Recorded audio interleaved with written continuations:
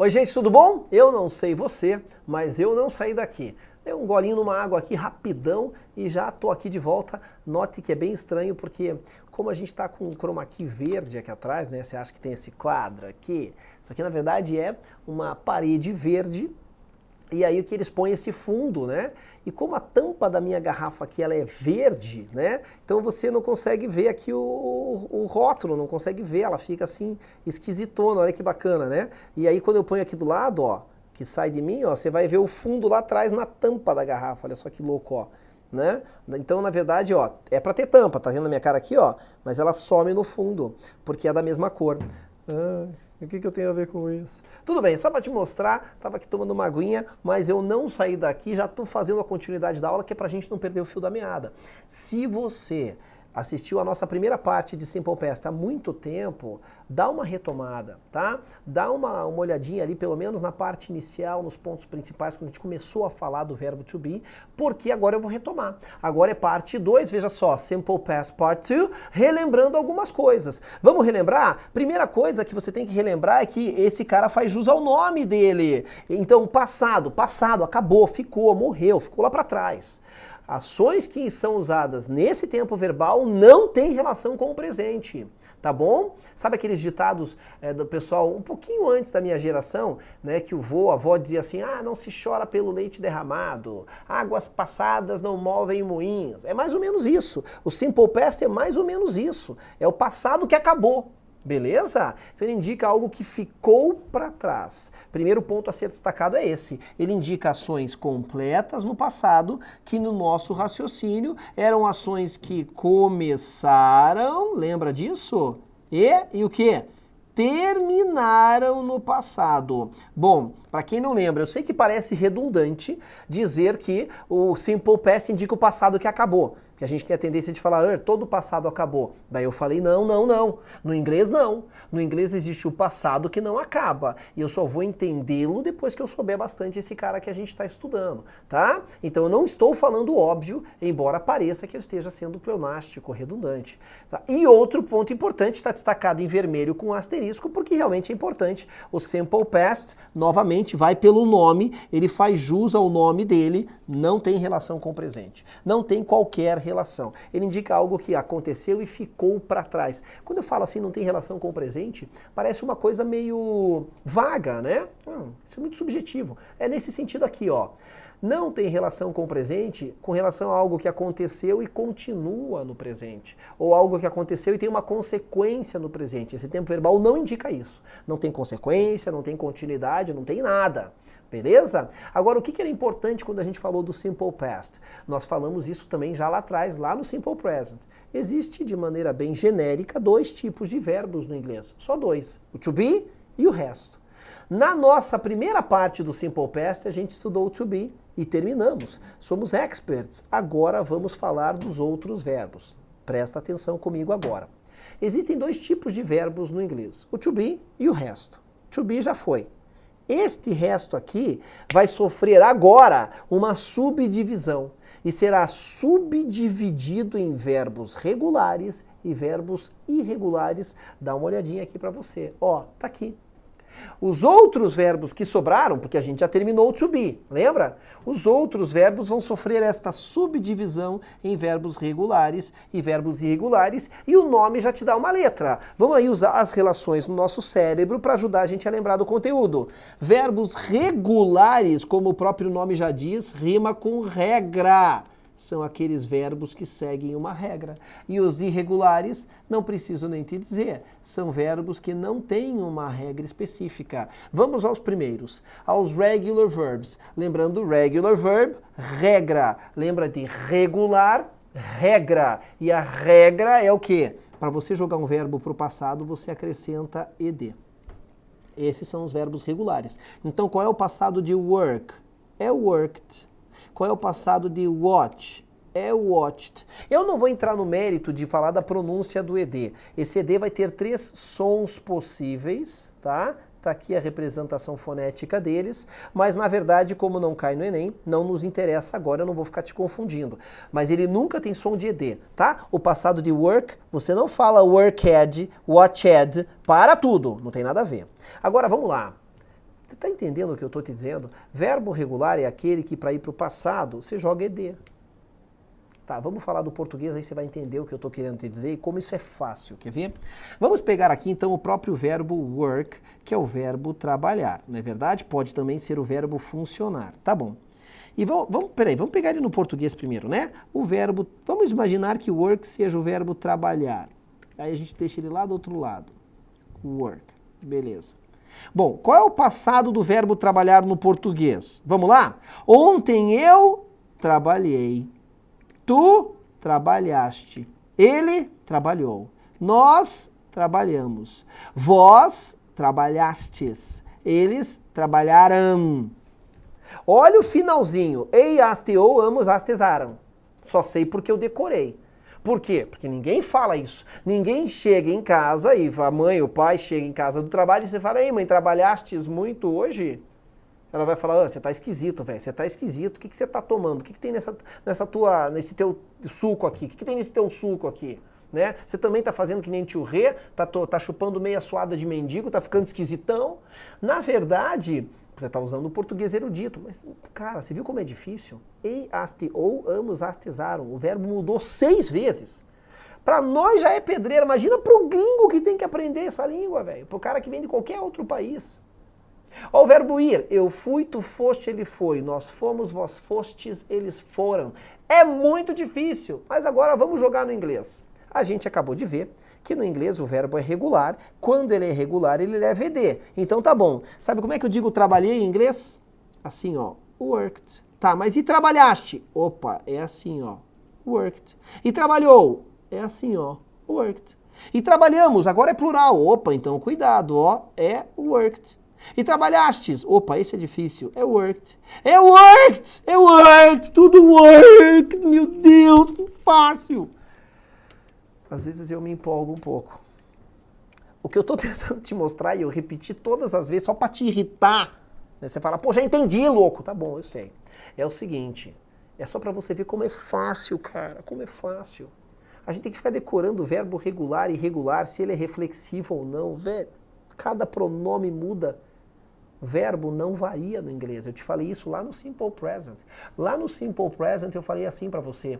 A única vez na tua vida que você vai ver verbo mudar é só no he, she, it, a regra do S. Lembra? Volta lá pra você ver. Daí eu falei, nunca mais o verbo vai mudar. Tá aqui, ó. I worked, you worked, he, she, it, worked, worked, worked. Opa, cadê minha slide aqui? Ah, tá. Tá bom? É isso, cara. E a tradução? A tradução depende do pronome que acompanha ele. I worked, eu trabalhei. They worked, eles trabalharam. O pronome aqui na frente é que vai fazer o verbo sofrer alguma mudança na tradução para nós, porque para eles é tudo a mesma coisa. Olha que moleza. Então, você tem um verbo regular no teu texto, com ed, você sabe que é a única forma do passado dele. Aliás, para tudo no inglês, os verbos só têm uma forma do passado, só uma. Quer ver? Verbos irregulares. Gente, pensa comigo. Se os verbos regulares são aqueles que têm regra e a regra é colocar ed, os irregulares são os que não têm a regra, portanto são os que não levam ed. Às vezes eles são totalmente diferentes. Passado de go é went. Às vezes eles são totalmente iguais. Passado de cut é cut mesmo. Daí você fala, nossa, mas é tão igualzinho, por que ele é chamado de irregular? Porque não tem a regra. É isso, não tem ed. Então, se for igualzinho, continua sendo irregular. E cuidado, tá? Porque aí fica uma pergunta aqui, ó. Como é que eu faço para saber, então, se ele é igual no texto, se ele está no presente ou no passado? Pois é, tem outros que fazem isso. Quer ver, ó? O verbo, por exemplo, put, com som de U mesmo, hein? Passado de put é put. Verbo pôr, colocar. Passado de deixar, let, é let, no sentido de permitir. Passado de read é mais louco ainda, porque se escreve igual, mas se fala diferente. É read, read, read, só que no texto aparece igual. Passado de custar, cost, é cost mesmo. Enfim, então são algumas opções aí de verbos que não mudam. Aí nasce esse primeiro problema. Como é que eu vou saber, por exemplo, num cut, se ele está no presente ou no passado? Porque muda o que eu estou lendo, concorda? Saber se o verbo está no passado ou não muda o entendimento do texto. Provavelmente você está pensando assim, é pelo contexto. Pelo contexto, eu vejo como que o texto está caminhando. Será que isso funciona mesmo? Bom, vamos dar uma olhadinha aqui então e resolver essa pergunta primeiro. A primeira pergunta é assim: como é que eu sei se o cut está no presente ou no passado, se o passado dele é igual? Bom, já vou te dizer aqui o seguinte, então, olha só. Vou jogar uma frase aqui para você me dizer se ela está no presente ou no passado, tá bom? Eu sempre uso esse exemplo porque ele é muito bom. The man cut the tree. Para quem não sabe, tree é árvore. Agora, veja que interessante, eu coloquei um ponto final aqui e não coloquei uma expressão de tempo para te ajudar a situar no tempo. Também não coloquei frase antes nem depois para não te ajudar no contexto. Agora vamos lá, é só para você ver como realmente nem sempre o contexto ajuda, nem sempre o contexto ajuda. Essa frase está dizendo o quê? Que o homem corta a árvore, tipo ele é um jardineiro, ele trabalha com paisagismo, ou essa frase está dizendo que o homem cortou a árvore? Qual é a melhor tradução? A pior coisa que pode acontecer numa prova, e isso é para qualquer disciplina, é você errar algo que você já sabe. Se você erra algo que você já sabe, você não se perdoa depois. Quando um troço é muito difícil, tipo impossível, você fala, ah, dane-se, não ia saber mesmo. E se era impossível para mim, é impossível para todo mundo, né? Mas quando você erra algo que você sabe, cara, é o que mais dói. Mais do que distração, porque você fala, eu sabia. Então vamos lá, olha só. Como é que eu sei se essa frase está no presente ou no passado? Vamos relembrar umas coisinhas aqui do lado? Vamos, olha só. Quando a gente estudou o Simple Present, e eu já falei dele hoje de novo, a gente viu que o verbo acompanhava esses pronomes aqui, né? Isso quando eu estou conjugando ele, beleza? Então tá bom. Lembra que eu te falei que somente no Simple Present, só no he, she, it e nunca mais, o verbo sofre uma pequena alteração que a gente chamava de regra do S? Então vamos pegar o verbo cut e colocar aqui. I cut, you cut, he, she, it cuts. Quem diria que essa regra do S seria tão importante? Entendeu o que aconteceu? Não? Vem comigo, olha só. Quando eu digo the man é o homem, e o homem é ele. E ele em inglês é he. Se esta frase estivesse no presente, ao usar um termo que equivale a um pronome he, o verbo deveria ter S, mas não tem S aqui na frase. Obrigatoriamente, se fosse presente, teria que ter o S. Como não tem, sem sombra de dúvidas, essa frase está no passado, porque a regra do S não existe no passado, e essa frase significa o homem cortou a árvore. Eu não preciso do contexto para saber disso. Olha que loucura que é isso que eu estou te dizendo. Uma simples regra do S lá atrás, do presente, pode te ajudar a definir um tempo verbal no texto. É claro que o contexto também sempre ajuda, mas quando você não tem o contexto, sim, você tem uma saída honrosa com o conhecimento que você já tem. E não fique chateado se você não vislumbrou isso. Meu papel é treinar você. Meu papel é te alertar, fazer essas amarras, criar a visão ampla da língua. Legal? Beleza. Outra coisa que a gente viu é aqui, né? A gente viu que o ED, ele nos verbos regulares joga o verbo para o passado. Daí tem gente que faz assim, ó, pá, saquei. Eu vou pegar o texto da prova, vou dar uma olhada, se eu encontrar alguns EDs, ED aqui, ED ali, cara, esse texto está no passado, muito fácil. Não crie regras que não existem. Complete a minha frase com o que vier à cabeça, beleza? Complete a minha frase com o que vier à cabeça. Todo verbo regular no passado, verbo regular no passado, todo verbo regular, regra, olha aqui, ED, tá? Vou voltar aqui para você ver, aqui, regular, ED, tá? Então vamos lá. Todo verbo regular no passado possui ED. Concorda comigo? Então vamos lá, agora complete a frase com o que vier à cabeça. Todo verbo regular no passado tem ED, mas nem tudo que tem ED é isso mesmo. Sim, todos os verbos regulares no passado vão ter ED, mas existe uma série de EDs que nem verbo é. E é disso que eu vou falar agora. Dá uma olhada aqui, Tudo que leva ed é verbo regular no passado? Não! A gente já tinha visto essa palavrinha aqui quando a gente estudou o verbo to be. Tired termina com ed e não é verbo, é adjetivo. Cansado, cansada. Ah, professor, eu sou um cara muito organizado. Organized é uma característica, é um adjetivo. Ah, professor, eu fiquei chocado com o acidente. Shocked é um adjetivo. Ah, professor, eu acho que o quadro está torto na parede. Crooked. Ah, professor, eu estou entediado com algumas aulas. Bored. E tantas outras. O ed é um elemento que, além de tudo, forma adjetivos. E eu vou te ensinar isso na aula de adjetivos. Mas eu quero que você saiba agora que tá sim de ed que não é verbo regular no passado. Sim, todo verbo regular no passado tem ed, mas nem tudo que tem ed é um verbo regular no passado, então não generalize. Você deve estar com alguma perguntinha agora que é assim, tá, tio Rê, eu entendi, verbo regular tem ed, verbos irregulares, eles não levam ed, eu tenho que lembrar o passado deles. Mas como é que eu sei quando um cara é regular ou irregular? Não há um macete para isso. Se houvesse, eu lhe passaria com o maior prazer. Não há um macete. De tanto você usar a língua, isso vai ficar natural para você. E vai ficar natural. Acredite em mim. Quando você era criança, se você nasceu falando português, provavelmente o teu cérebro começou a entender o que era o passado e começou a criar alguns padrões. Que era engraçado errar na época. Por exemplo, a minha filha, eu tenho uma filha mais velha, de 18 anos, e eu tenho uma filha menor, de 4 anos. A minha mais velha fez isso e a mais nova está fazendo. Ela aprende que você fala assim, ah, eu vi você fazendo alguma coisa errada. Daí ela começa a pensar, tá, ver, vi, isso é inconsciente na cabeça da criança, tá? Isso é neurolinguística. Ela pensa, bom, então o passado termina em i. Será que você também não falou assim, ah, mamãe, eu já fazia? Por que a criança fala eu já fazia? Por que eu já fazia? Porque se ver é eu vi, então fazer é fazer.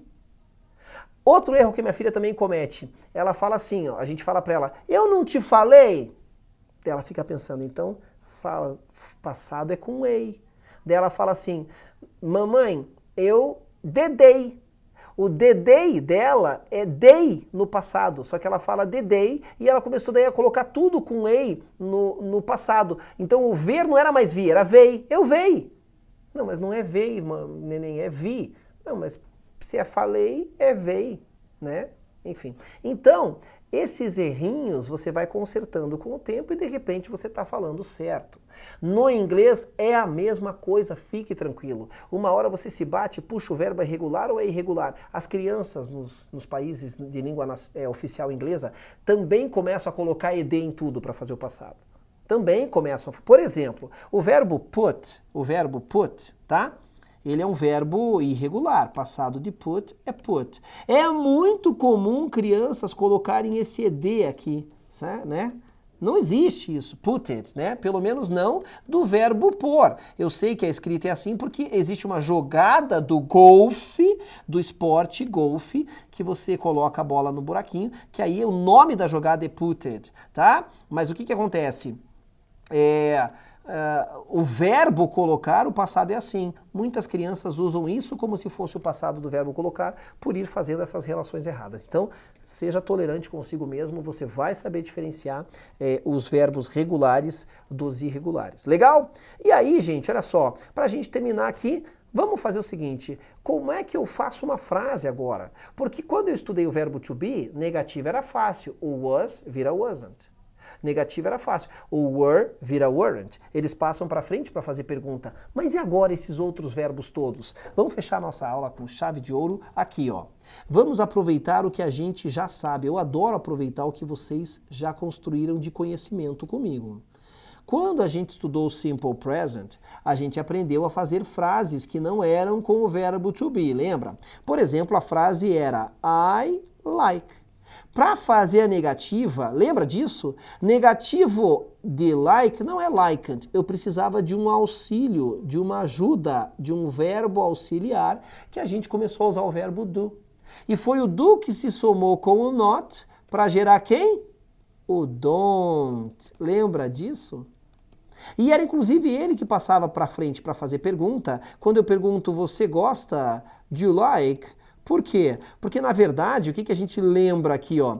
Que toda pergunta no inglês alguma coisa passa para frente. Como o to be é o único cara que faz isso de maneira bastante autônoma, né, sozinho, no Simple Present, para fazer negativas e perguntas, eu sempre preciso do auxiliar. Sempre. E ainda tinha um macete. Lembra disso? Que eu sei que você sabe que o verbo do é o verbo fazer, né, a tradução dele.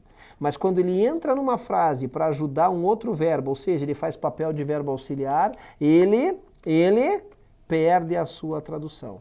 Gente, olhe para isso. Me parece que se no Simple Present esse é o procedimento, no Simple Past, que é um nome parecido, eu vou fazer algo parecido. E vou mesmo. Só que agora, olha que interessante, olha que interessante. Para eu fazer uma frase no passado, eu quero jogar o verbo no passado para dizer, em vez de eu gosto, dizer eu gostei ou eu gostava. Tá bom. Qual é o passado de like? Para nossa sorte, a gente lembra que o verbo like é um verbo regular. Pronto, coloquei ed. I liked. Legal, né? Agora, veja comigo. Se eu uso o verbo do no presente como auxiliar do presente, me parece bastante lógico que no passado eu vou usar a versão do passado dele. O passado de do é did. Pronto, descobri qual é o auxiliar do passado. E se o do somou-se ao not para gerar o don't, o did vai se somar ao not para gerar quem? Isso mesmo, o didn't. Agora, olha aqui, o don't está no presente. Como é que eu sei que ele está no presente? Porque ele nasce do verbo no presente. Então, você concorda que esse didn't já está no passado? Se ele já está no passado, posso colocar o verbo like aqui também no passado? O que a gente sabe do nosso macete? Que no inglês nunca se repete duas vezes a mesma coisa. Isso vale para tudo. Então eu não posso pegar o didn't, que está no passado, e colocar junto com outro verbo também no passado. Dá choque, dá conflito. O fato de o didn't já estar no passado faz com que o verbo like agora fique na forma normal dele e não assim no passado. Muito legal, não é? Ah, não dava para colocar o don't lá e deixar o verbo no passado? Meu, mas eu não estou te mostrando que aqui o auxiliar do passado é o did? Claro que não dá para fazer isso, porque o auxiliar do passado é o did. Então é assim que funciona. Olha que legal. E na mesma coisa para fazer a pergunta. Em toda pergunta no inglês, alguma coisa passa para frente para fazer a pergunta. Se no presente eu passo o auxiliar no presente, no passado eu passo o auxiliar na forma do passado. Para dizer você gostou, vai ficar did you like? Tá aqui, ó. E aí, o que a gente lembra? Que eu podia, aqui na frente dessa frase, colocar um pronome interrogativo para aproveitar a mesma estrutura e criar perguntas variadas. Em vez de perguntar do you like, você gosta? Eu podia perguntar o que você gosta, what do you like?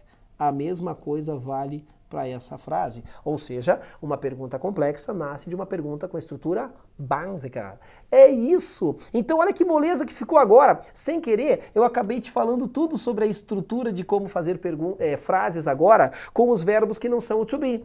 Note que aqui eu tenho verbos regulares. O verbo work é um verbo regular. I worked a lot yesterday. Eu trabalhei muito ontem. Negativa, ó. Quando eu coloco didn't, o verbo volta ao normal. Lembrou? Ó, quando eu coloco didn't, o verbo volta ao normal. E como o did vai entrar na pergunta também, o verbo volta ao normal também. Então as frases ficam: eu trabalhei muito ontem, eu não trabalhei muito ontem, você trabalhou muito ontem. E note como que fica o verbo principal. Ele só vai para o passado na afirmativa. Como na negativa eu estou usando o auxiliar, eu nunca vou ter que me incomodar com o verbo principal, saber se ele é regular ou irregular. E a mesma coisa acontece, claro, para os verbos irregulares. Olha o que acontece aqui, ó. Agora eu tenho went. Opa, quem que é went? Opa, peraí. Went é o passado de go. Então, se eu quero fazer uma frase no passado, eu uso ele. Legal? Agora dá uma olhada aqui, ó. She went out last night. Ela saiu noite passada. Mas agora eu quero fazer negativa. O didn't vai entrar em ação. Quando o didn't entra em ação, o verbo volta ao normal. Então, quando o didn't entra em ação, o verbo volta ao normal. Então, aqui, o verbo que estava no passado voltou ao normal e a mesma coisa vale para a pergunta. Vamos lá? Ela saiu noite passada. Ela não saiu noite passada. Ela saiu noite passada? É isso. E aí você também olha como que o verbo principal se comporta ali destacado para você em vermelho. Eu só vou me incomodar com essa história do verbo ser regular ou irregular na afirmativa. Porque na negativa, note, e na pergunta, já que o auxiliar está ali, eu nunca vou me incomodar com o verbo principal. Ele sempre vai ficar na forma normal dele. Isso é simple past. Quando você encontra o verbo to be do jeito que a gente viu, ou encontra esse tipo de estrutura que está aqui agora, você está diante do simple past. E encontrou isso no texto, o raciocínio tem que ser, opa, está aqui, simple past. O que o simple past indica? Ah, beleza, ele indica o passado que acabou. Ele indica algo que ficou para trás, que não tem relação com o presente. É isso que ele indica. E aí, você teria aí alguns exercícios para você praticar. Vou te passar uma tarefa, tá bom? Vou te mostrar um texto aqui que foi tirado de uma prova de uma edição anterior do Enem para você ler. Pode usar dicionário à vontade, isso faz bem. Você vai com o tempo largando ele, tá bom? Porque, claro, não dá para usar no dia da prova, mas faz super bem usar o dicionário. E eu quero que você leia. Só leia o texto, tá bom? E perceba aquilo que a gente já estudou dentro do texto. Se tiver alguma coisa que a gente ainda não estudou, relaxa, tá bom? Tá aqui, texto da prova do Enem, ele tá com um aspecto esquisitinho porque foi realmente copiado, né? Tá como foto aqui. E aí tem a fonte ali dele, né? O acesso em 5 de novembro de 2011, o texto adaptado, claro, o Enem faz muito isso, adapta textos. Tudo bem?